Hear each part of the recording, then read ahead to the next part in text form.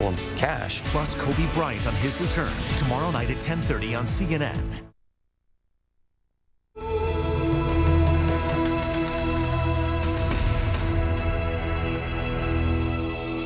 And now some more on our breaking news story. Nelson Mandela, dead at the age of 95. I want to bring in New York Times columnist Nicholas Kristof, who's written about Nelson Mandela, filmmaker Rochelle Oliver, who spoke with Mandela's daughter and granddaughter back in October, and CNN contributor Donna Brazil. Thanks one and all for being here. Nick, you've called him a giant in history and a rare leader. Tell us what Mandela was like as a person. Well, he was actually kind of mischievous. He was very self-deprecating, and he had a terrific sense of humor that I think made people around him who regarded him as kind of a god figure, made him at ease a little bit. But what really struck one was that here is a guy who was not just a political giant, but really a moral giant. And it wasn't just his opposition to apartheid. It was also his leadership on things like, and on reconciliation. It was also his things like leadership on AIDS and HIV, on LGBT rights, which was very unusual for South Africa. And Nick, I just want to interrupt you for 1 second just to show our viewers that that's the White House flag at half-staff being lowered. Having been lowered earlier this evening. Please proceed. Yeah, sure, and it underscores the degree to which he was not just a leader of South Africa, but really a leader for all the world. And you know, I think he particularly embodied a certain amount of self-sacrifice that I think there's a lot of frustration globally with political figures who seem to be in it for themselves. And, you know, here's a man who gave up a promising legal career, who gave up 27 years, who refused to be released early, insisted on unconditional release, who separated from his wife because in part because of her political behavior, and then limited himself to one term. I mean, nobody more than he embodied that kind of self-sacrifice. Rochelle, Mandela's daughter said that he was an extrovert to the world, but when it came to his own family, awkward. Why do you think that was? You know, when I had a chance to speak with the daughter and granddaughter of Nelson Mandela, I found it interesting. One of the comments that the daughter said was that so many people believe that Nelson Mandela fell from the sky. And it stopped me in my tracks because at first I'm like, well, didn't he, you know, fall from the sky? He seems like such a larger than life person. And, you know, you saw that sort of conflict, if you could call it that, between the way the world saw him and the way his family saw him. And I think what they were trying to do, at least in the final years of Nelson Mandela's life, was to really humanize him and really make him an everyday, average guy, which is really hard. It's a hard pill to swallow for some of us. Donna, Mandela is also the subject of this new film, Mandela, Long Walk to Freedom. The actor playing him, Idris Elba, has said it was important we had both sides, the good and the bad.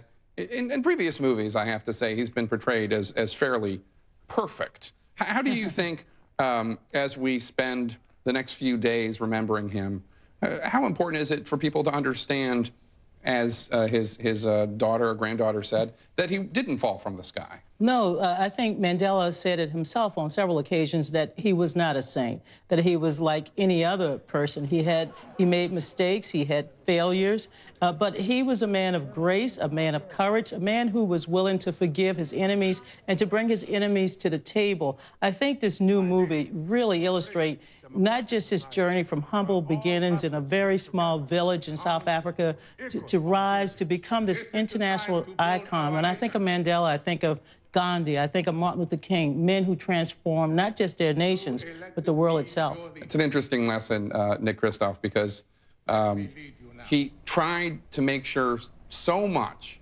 that how he behaved in public was absorbed by the masses, that he was watched, that people were following him. And part of that was his humility, and part of that was, as you noted, his belief in reconciliation, his belief in making sure that South Africa did not fall apart after apartheid fell. Yeah, I mean, he was a master of symbolism. I don't know that he was a master of actual governance. I mean, it's, you know, he only had one term, but on issues like crime and education and poverty.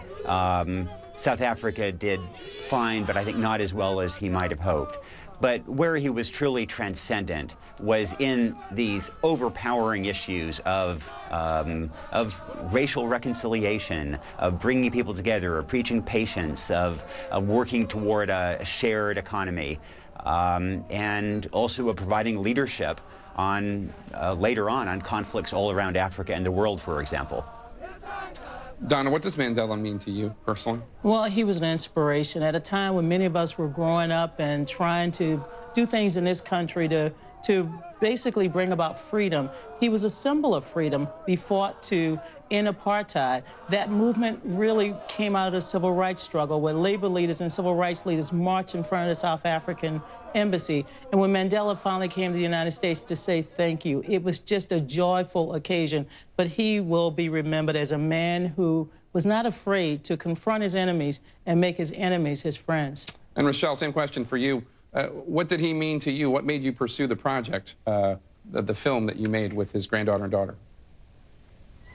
Oh, well, when I was interviewing, just to make sure we have it correct, I was interviewing Nelson Mandela's daughters about a wine, the House of Mandela wine, that they were touring around the U.S. And, you know, I think what Nelson Mandela definitely means to me is that, you know, he was an everyday guy, and he was really supported by his family. And, you know, if he can do that, right, then I think so many of us can live up to those same values of just integrity and character and walking in your truth.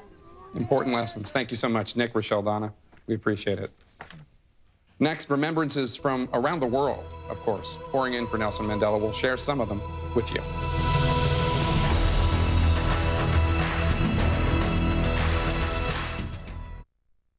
Now through Sunday at Joseph A. Bank, it's 60 to 70% off, plus an extra 20% off any purchase of $149 or more.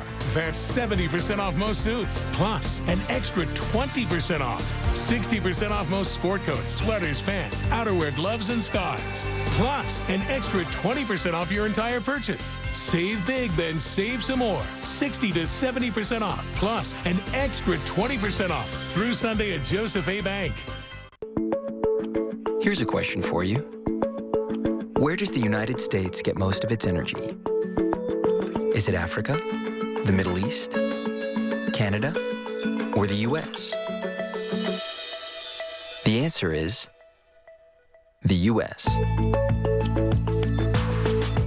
Most of America's energy comes from right here at home. Take the energy quiz. Energy lives here.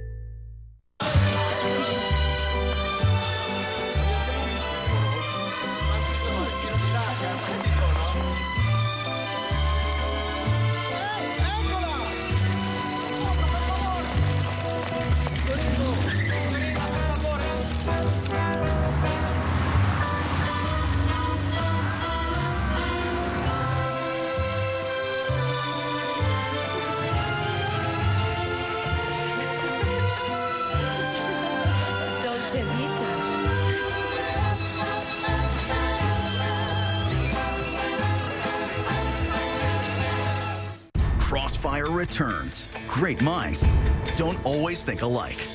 The all-new Crossfire is back tomorrow night, 6:30 Eastern, only on CNN.